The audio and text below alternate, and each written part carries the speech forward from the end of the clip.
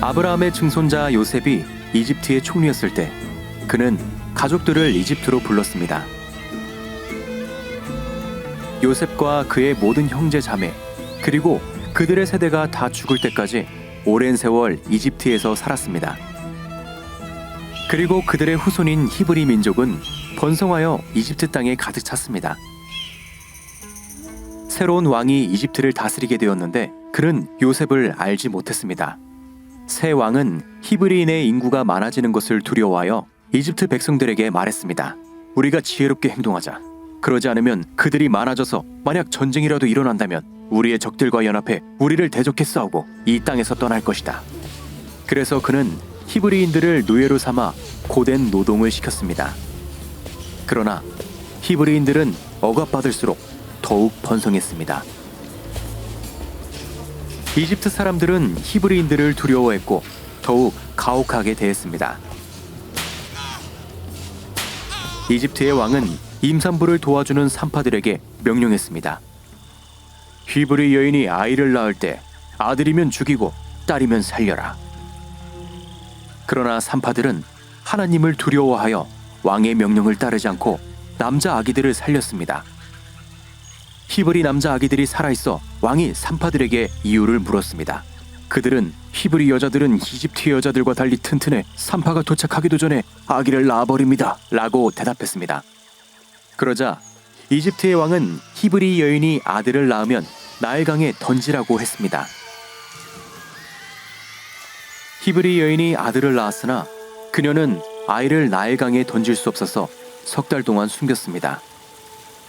더 이상 아이를 숨길 수 없게 되자 자신의 아들을 갈대 바구니에 넣어 나일강에 두었습니다. 아이의 누나는 동생이 걱정돼 지켜보았습니다. 그때 마침 왕의 딸이 나일강에서 목욕하기 위해 나왔습니다.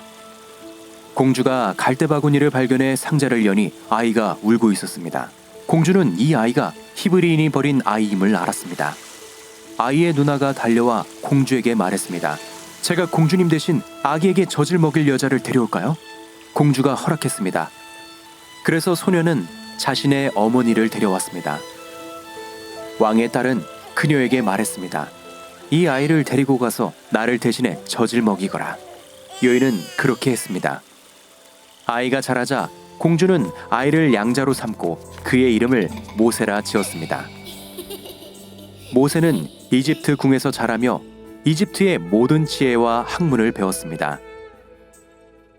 시간이 지나 모세는 어른이 되었습니다. 어느 날 모세는 이집트 사람이 히브리 사람을 때리는 것을 보았습니다. 그래서 모세는 아무도 모르게 이집트 사람을 죽이고 모래에 묻었습니다. 다음날 모세는 두 히브리 사람이 싸우는 것을 보고 한 사람에게 말했습니다. 왜 동족끼리 치고받고 싸우는 것이냐? 그 사람이 대답했습니다. 누가 당신을 우리 통치자나 재판관으로 세웠습니까?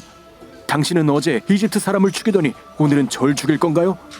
모세는 자신이 이집트 사람을 죽인 일이 탄로난 걸 깨닫고 두려워했습니다. 이집트의 왕은 이 일을 듣고 모세를 죽이려 하였으나 이미 모세는 미디안 땅으로 도망갔습니다.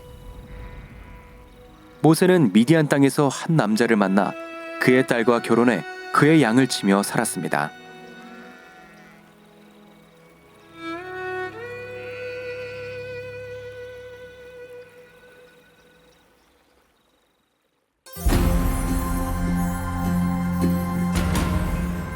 모세의 어머니와 누나 그리고 산파들이 목숨을 걸고 바로의 명령을 따르지 않기로 한 이유는 무엇일까요?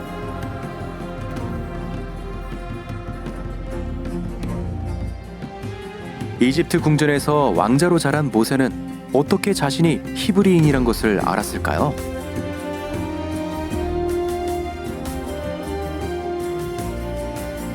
한 사건이 모세의 삶을 완전히 바꿨습니다. 당신은 어떻습니까? 당신의 삶을 뒤바꾼 사건들은 무엇인가요?